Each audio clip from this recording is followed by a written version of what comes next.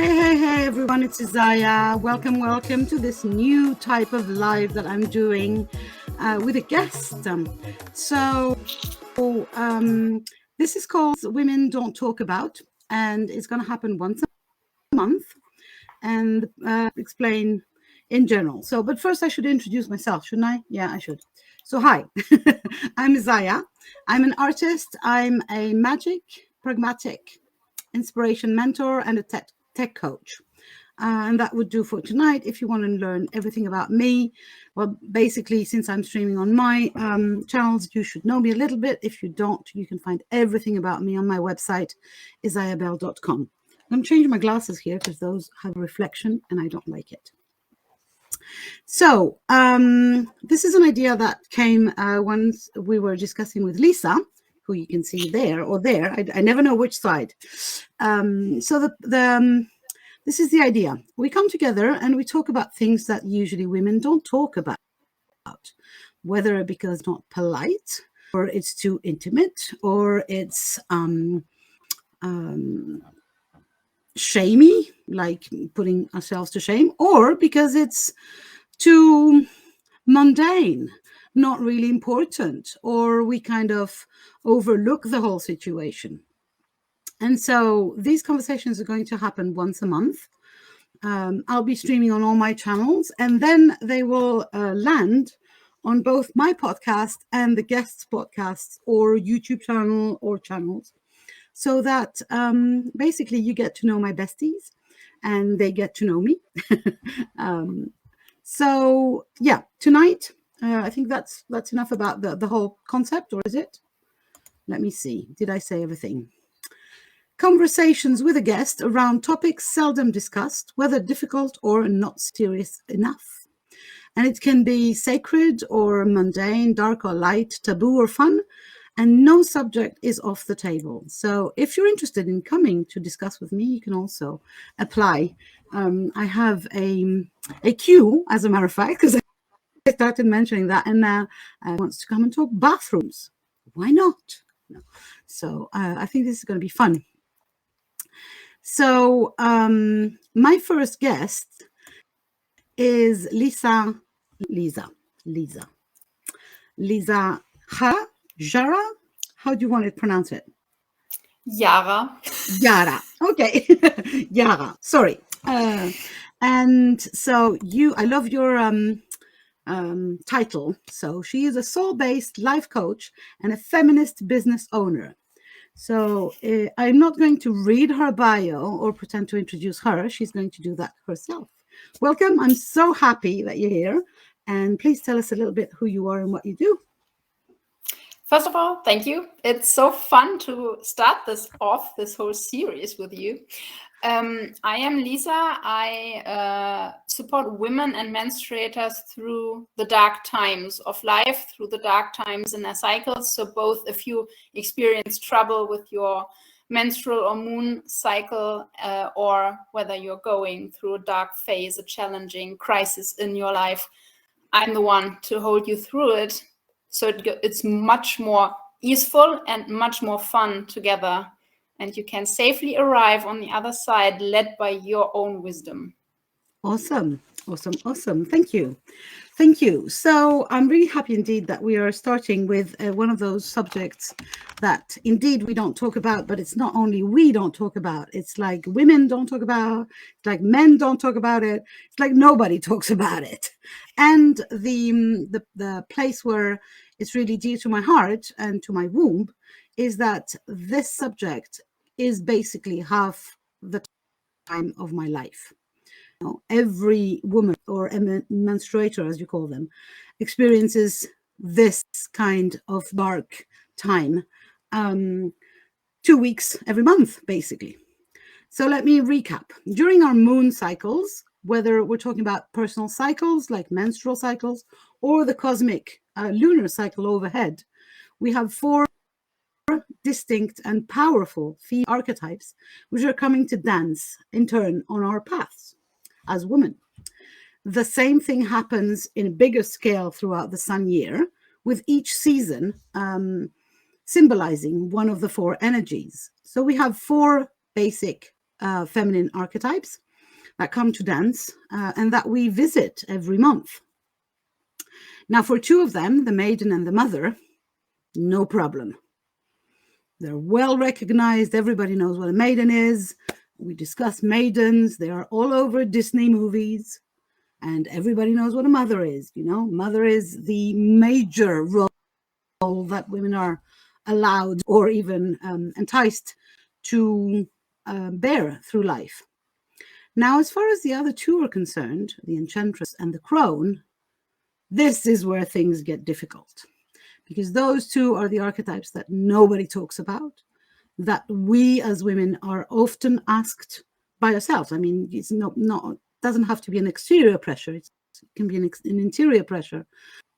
But we are very often asked to suppress, ignore, silence. And these are the archetypes that we call the dark goddesses. So this is what we're talking about.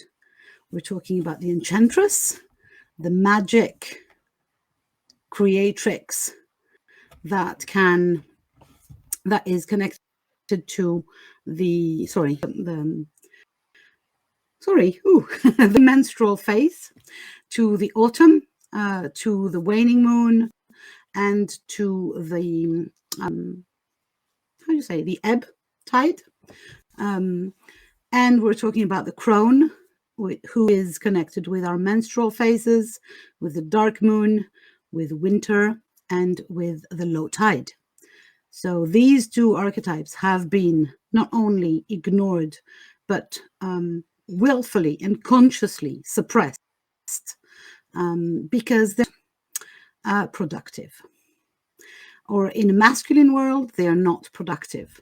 So they end up being silenced, whereas the other two are mostly pushed into the light, which is a problem because there's 4 weeks, 4 archetypes, and to create a complete cycle, women go through all 4 archetypes. And so I personally have been interested in these subjects when I started training with Miranda Gray about the cyclic woman experience, or let's call it this way. How did you become interested in subjects like that, Lisa? It was, I think, around 2016-17 that I read a book, and this book was called Goddess Wisdom by Tanishka the Moon Woman, and that, like, in it, I would even call it a feminist book. It opened up my eyes to the goddess, to the feminine that has been suppressed, and how little we women know about our own cycles and the cycles of life, how little we are initiated, how little we are prepared to have these these phases. And like not only in our personal like menstrual or moon cycle, but also this destructive force of the dark goddess, because like the whole death part of life, because we don't just live and then we die like many little deaths on the way. And for a woman or a menstruator, we die, some part of us dies each month during the menstrual. I agree. The menstruation, as you said. Absolutely. And I believe that this death is literally the only way that we can live again. So if we try to suppress this death part, there is no renewal possible. There is no rebirth possible.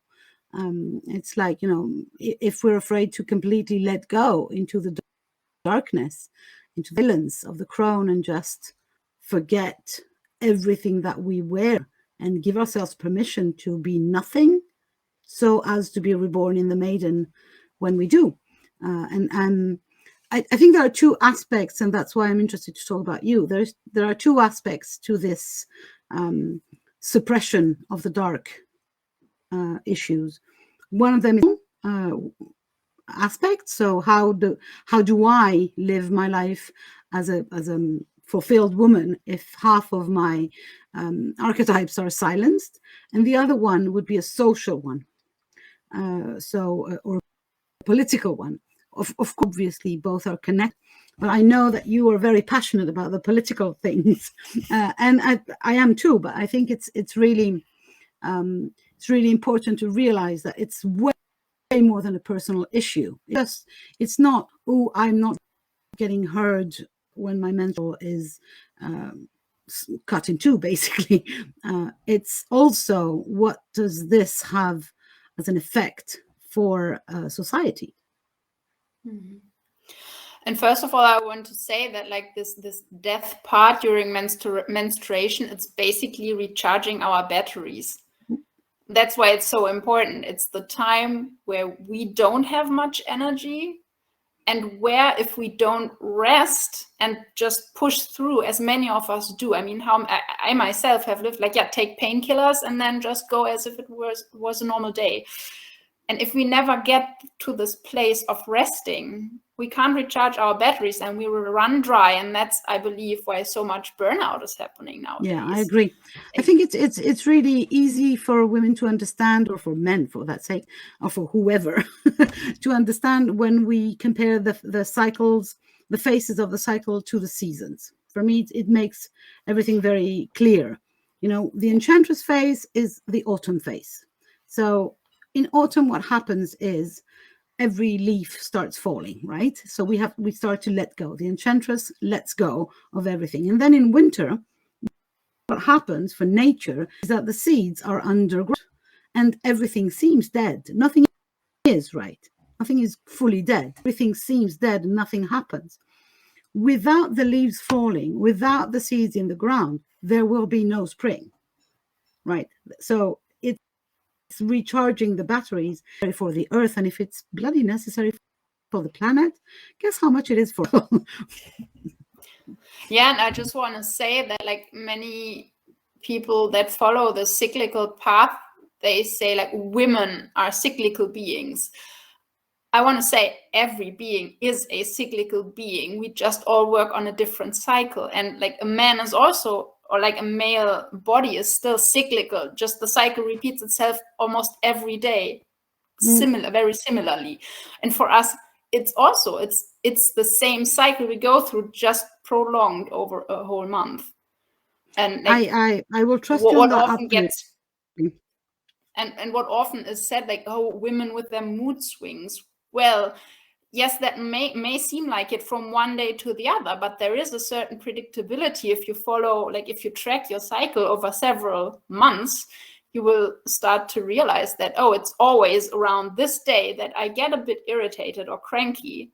And if you know that, you can prepare for it. Absolutely.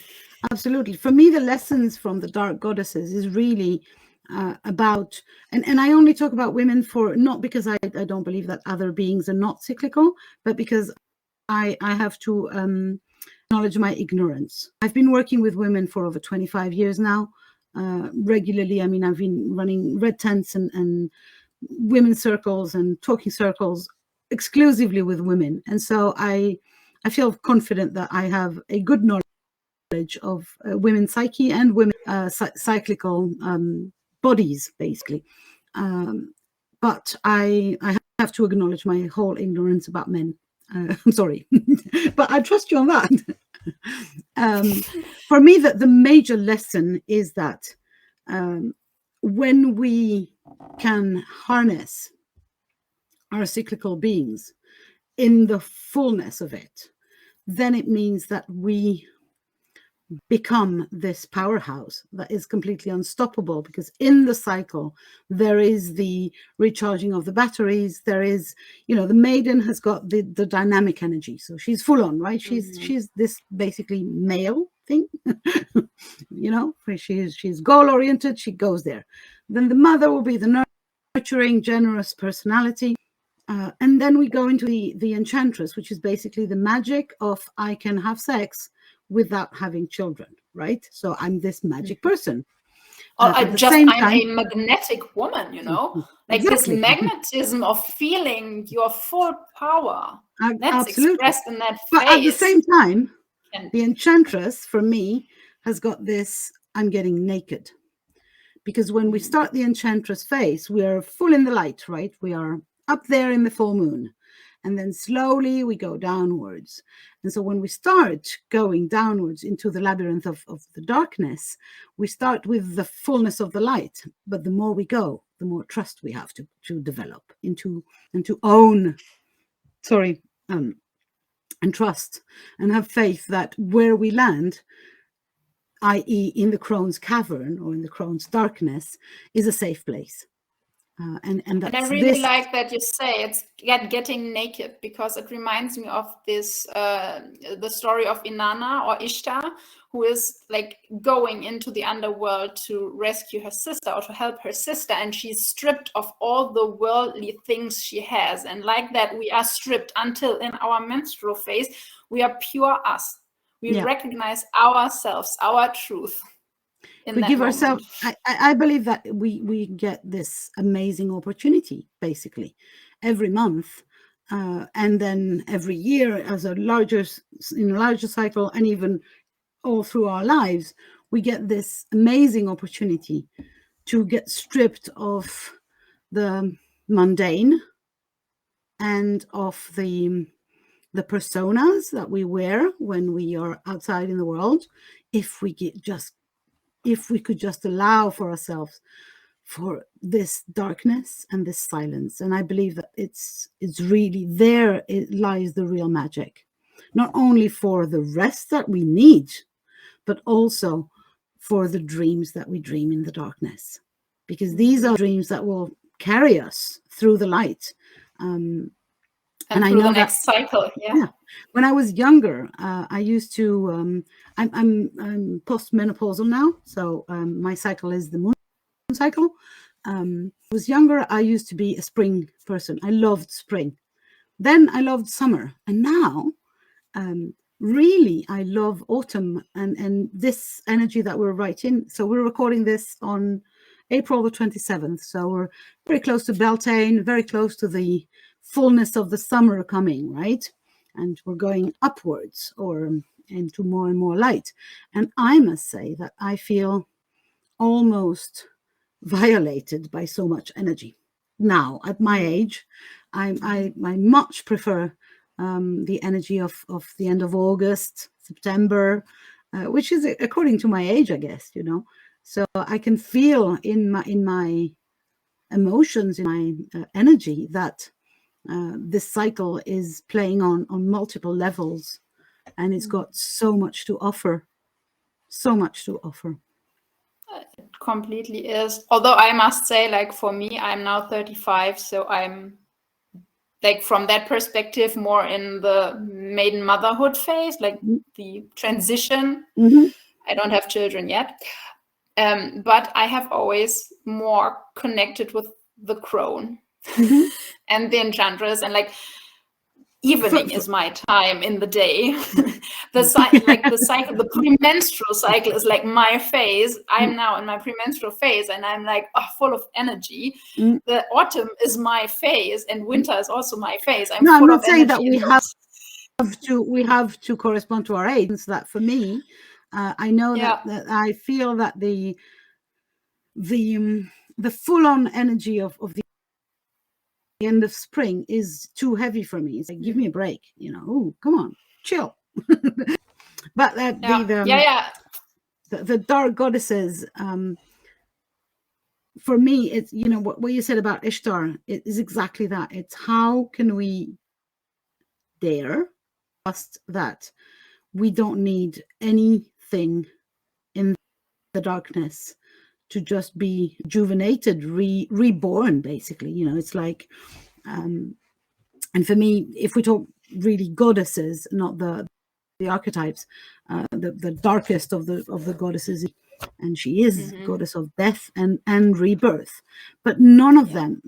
I mean, one doesn't go without the other. And when we try, like we have for centuries now, to negate, to silence the dark goddesses or the dark archetypes, like the enchantress and the crone, we end up with women who are usually burnt out, exhausted, and lost, as in we behave like men, and we can't sustain. It's not sustainable. It's not sustainable. And even if it was sustainable, my next question would be, and it doesn't make us happy, which ultimately is the goal, right? It is. I know that I've Yeah, been. and that's like these bigger societal problems that I also see, and like one of the other conditions, depression.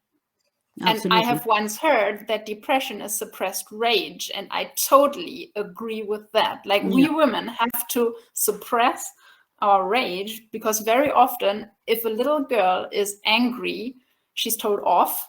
She's rejected in some way, shape, or form. But if she cries, oh, the poor little girl, and she's taken into the arms and all of that. So we have learned very early on to usually turn the aggression inwards into towards sadness. ourselves, or turn it against ourselves. I agree. I think that anger. I think that anger and rage are really emotions that are connected with the enchantress.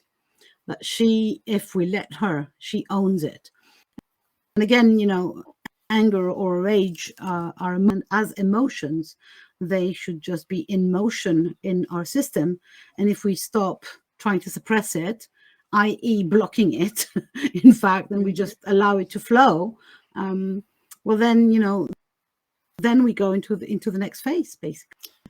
Because that's the thing. If we allow the cyclical nature, means that we change, that we visit, we dance around those four archetypes, which for me is a major joy.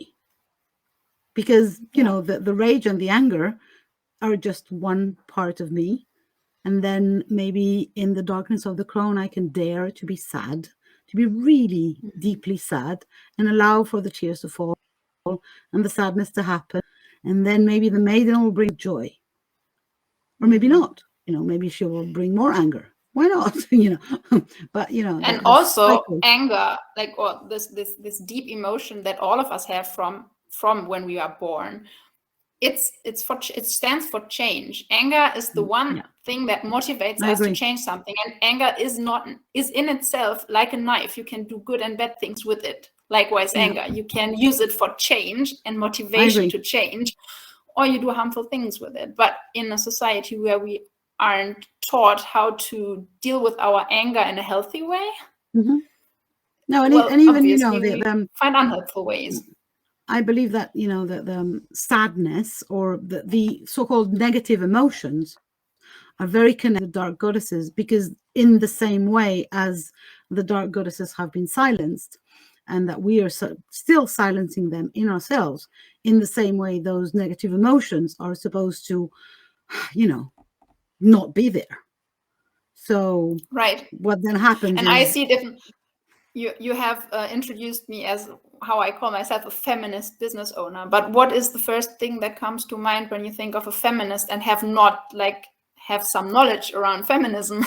It's usually angry, bra burning women. Yeah, absolutely. And I believe that is it's the witches of today. It's the wise women that dare to reflect and that are angry about the situation the world is in and that want to change something. Yeah. And I believe there are so many feminists out there. Women just don't dare to identify with it because there are so many negative connotations. There are. I mean, the enchantress, even the word enchantress brings back the witches, right? And well, we know what happened. 9 dead people, amongst with 80% of women. So basically, we see that it is an individual issue. And I really believe that it's for every woman, it brings back this personal, very individual pain of negating 50% of your life. But then it becomes also a societal issue where society agrees to negate that. And that means basically, for me, that means negating women.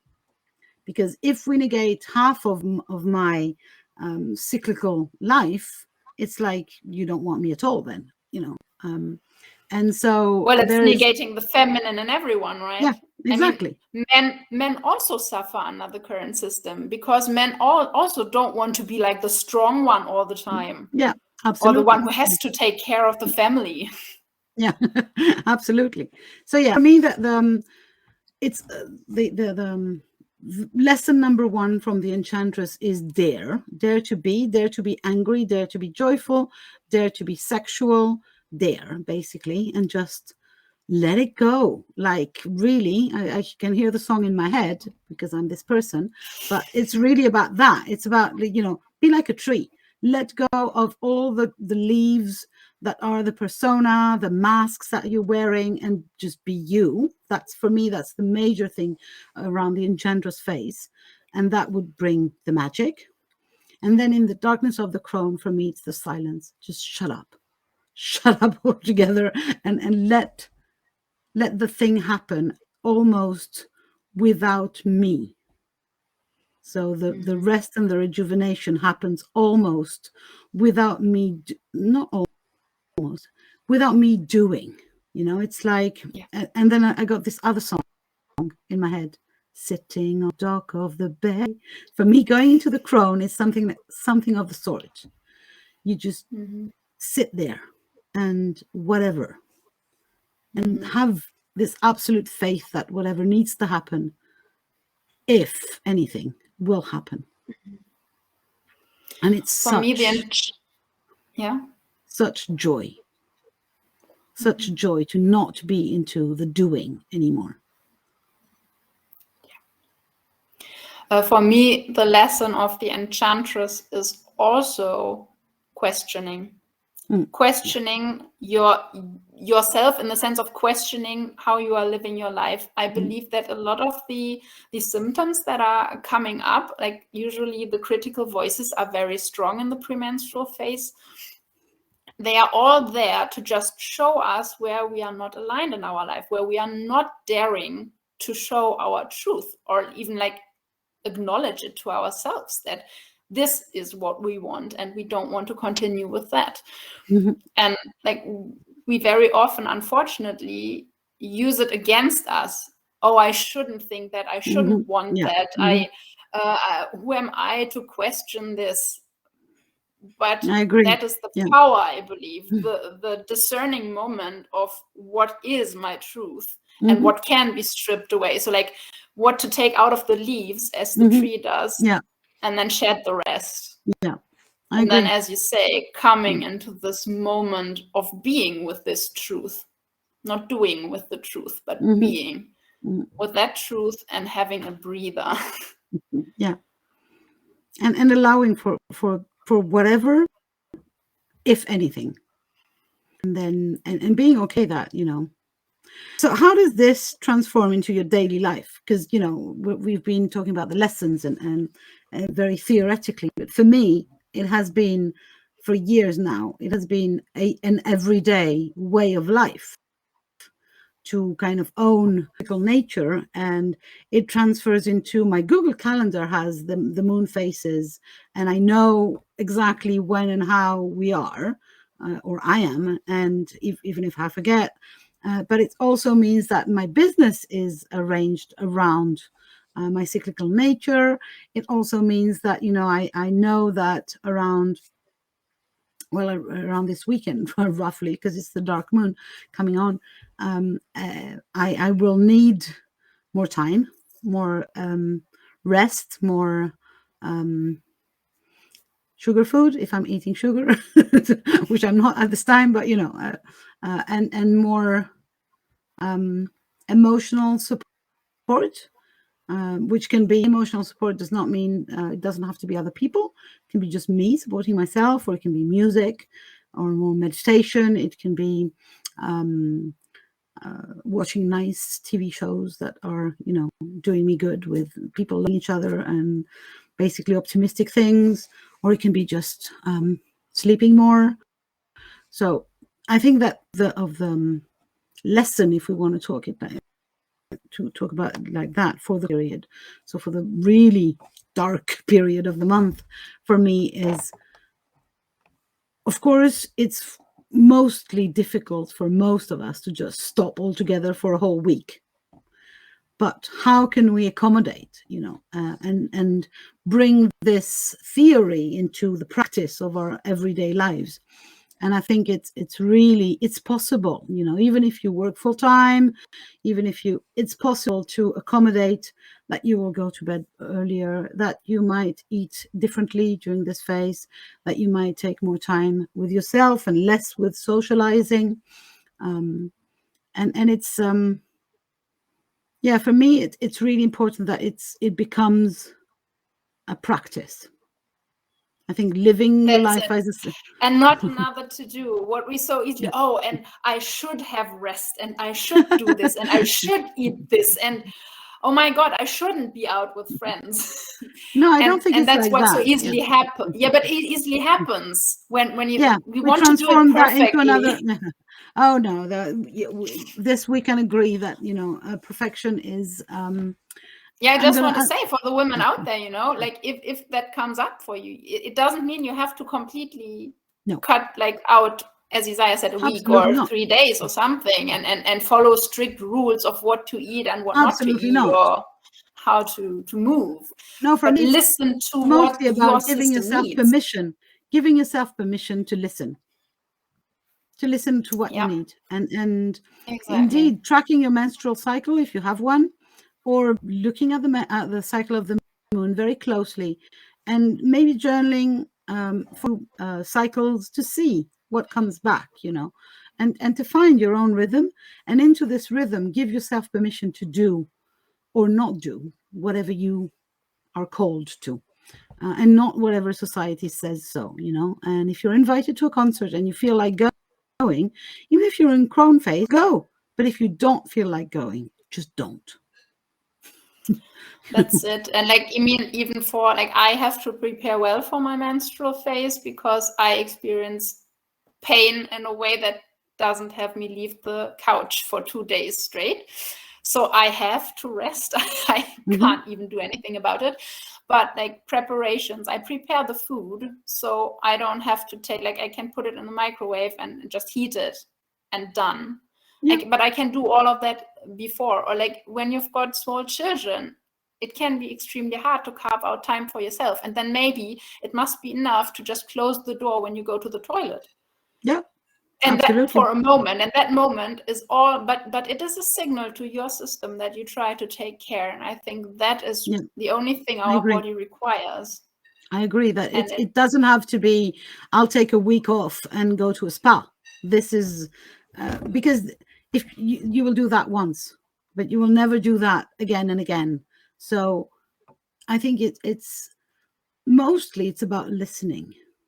The lesson from the dark goddess would be that listen to the cycle, listen to your body, to your emotions, and as much as you can and as much as you enjoy it, follow what you hear, follow the messages, and if the message is I need some rest, maybe it is closing the door up to the toilet or having a shower, a longer one because it's nice, or asking for some help also, sometimes. Or maybe calling in sick at work.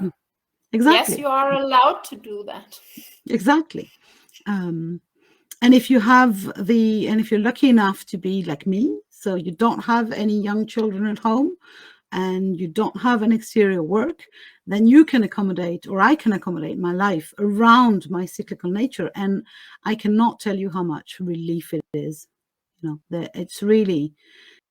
It literally my life, and my business, which is the other crazy thing, that it changes everything, because I'm not in the push mode anymore, and I can be so energetic as a person, but that doesn't happen 4 weeks a month. It only happens around 2.5 weeks, and that's it. And the rest, I'm not this pushy, energetic person. I am, and it's. I've been for over 2 years now. I've been running dark moon circles online, and every time it's difficult because it means going online where I'd rather not, basically, where I'd rather be in my bed watching TV or listening to nice music, reading a book. And every time I think, oh gosh, I should give this up. And every time it's like, no, because the 2 or 3 women who need that, who need the reminder that they can take 40 minutes out of their lives to come in circle with me and just be held in the arms of the crone through my hands, it's an amazing service, I think, but for me, it's one of the most difficult things I do every month. It's because I have to pull all this energy that I most of the time don't have, basically. But I feel like this is maybe getting old is also, for me, it's like, I feel I learned about my cyclical nature very late in life. And I feel like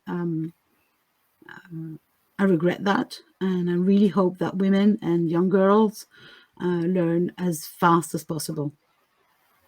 Yes, I completely agree. And before I want to say something else, I have a newsletter which reminds you, if you're on the list, of the different moon phases you're coming in and to which menstrual phase it relates. And I send out like weekly reminders of what That's energy you awesome. have to pay attention to in that week. So that's if awesome. you are interested in that, subscribe to my newsletter. Absolutely. You will give me your subscription link, and I will put it under in the podcast description as well, because this is awesome. I never thought about doing that. I write a newsletter as well, but I didn't. That's great. I'm going to subscribe. Thank you. That is basically the reason why I started this newsletter, because I reminded myself of this, and I thought, well, others could need the reminder too. Yeah, Plus some personal reflections. No, I have a Google Calendar, but I never thought about doing it on my newsletter. But that's great. That's why it's awesome to work in collaboration with people. Yeah. And the other thing I wanted to touch on is that, like, right now we are talking of these 4 phases, like, or the dark goddesses in particular, as in the menstrual or moon cycle, but there are also phases in life when we sink deep into that enchantress or crone phase, which is like, as I said, I work with women moving through challenging life transitions or crises. That is definitely a dark goddess moment. Yeah, absolutely. Absolutely. I mean, there's the, let's call them interior circumstances, like the rhythm of my body. Then there's the moon, right?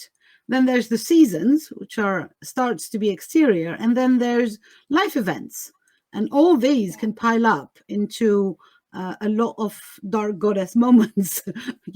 I always, when I teach about the maiden, I'm saying, imagine when you're in your body's in the maiden phase and it's springtime, and the moon is in the maiden phase.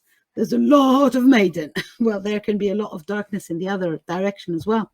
And I think that for me, like the winter season is a season that I become very, very careful around my energy. I see it with my clients as well. It's like I have to remind myself and remind my clients and my friends that this is a period of the year where we start very low. And so if we're pulling it too hard, it's going to be dangerous. It's the same, I think, with life events that happen and that pull you into the dark phase. Then it doesn't mean that you're never going up. It means that you are starting from very low. And this is when usually I recommend help, because we don't have to go through this alone. And I'm very, very, I'm a very big admirer of your work, which I could never do. But I think it's amazing that there is this possibility of a torchbearer in the night, in the darkness. Yeah, thank you. And I think it's the same with menstruation. In these moments, for example, when we lose someone or when something really serious happens, we are stripped of everything we thought was important, that the world told us was important, and we are left with just ourselves. Yeah. And meeting that can be very vulnerable and very hard in a world where we haven't learned how to do it in a healthy way. And so, yeah, definitely it's good to call in help, and even just friends. And similar to what you've shared, what we can do during the dark moon or menstrual phase, listen to your inner nudges. If you don't feel like doing anything, don't do anything. It's okay. The emotions have to be experienced. During one of the most traumatic times of my life, when my husband was taken to the hospital and he was in a coma for 3 weeks, I was lucky enough to have some help. As in, my mom came to live with us, and the kids were young. And I sat on a chair facing a window for 2 weeks, basically. I was in a state of, I can't do anything. You know the Harry Potter fix? You know, this thing where I was like this. I was just like, and I know that I was processing everything, but it was just impossible to verbalize, to have a coherent thought or even an emotion. I wasn't even crying. I was just like petrified, basically, or it seemed like I was, but I wasn't. Things were going on inside, a lot of things, the processing, as you were saying. And it is really so important that we give ourselves the time when things like that happen, and the help. But indeed, every menstruation phase is kind of a rehearsal for that, you know. So if we can rehearse, if we can rehearse when nothing big happens, because thank goodness, not every month is a major sad life event. But if we can rehearse for that and dare to be stripped to ourselves during this time and hold ourselves, you know, hold this part of myself that needs to be alone, that needs to be in the darkness, and just let her be. For me, that's your lesson that I learned, is it's okay to just let it be. Let me be, basically. And it was so out of character, because I've been taught to go, basically, and to be efficient. And most of us. Most of us. Yeah, that's why I think, you know, it's because most of us have that we can then become adamant that, hey, this is wrong. There's something wrong there. Something that, and but I don't like using words like wrong or right, for that sake, but it's wrong because it feels painful. And I believe that we are not here on earth to experience painful and sad. Well, life is painful. Let's be clear on that. Life can be a pain in the ass. Yeah, but it can also be a joyful. And it doesn't have to be a suffering. You don't have to go on suffering in that. Life will be painful, but you can get through. Yeah, I think, sorry, it's my English again. I think we agree on the, it's the words that we don't agree, but that my words are wrong, but the idea we agree. So basically, I think we're almost up to our 45 minutes, because we decided that we'll keep that under 45 minutes. So every one of these conversations will be kind of a short thing. So may I have some final words? I was going to say, do you have any final words? And that's just because we just celebrated Earth Day on April 22nd last week. And I wrote this post because, like, one day to celebrate the Earth can seem very, very futile, given the state the world is in right now and has been for a long time. And if we start listening to our bodies, what they tell us, what they need, what we need, listening to our truth, I'm so sure that by doing that, we will at one point also question the nourishment we put into our bodies. And I mean, physical nourishment, emotional nourishment, mental nourishment, and spiritual nourishment. And then we will ask, and where does the nourishment come from? And is it from sustainable sources, or what kind of energy are we putting in? And this way we will transform the world. So it starts with us, with the personal realm, with our body, and everybody is asked to give do their share. Absolutely. Do it for you, do it for me, do it for the earth. Yeah.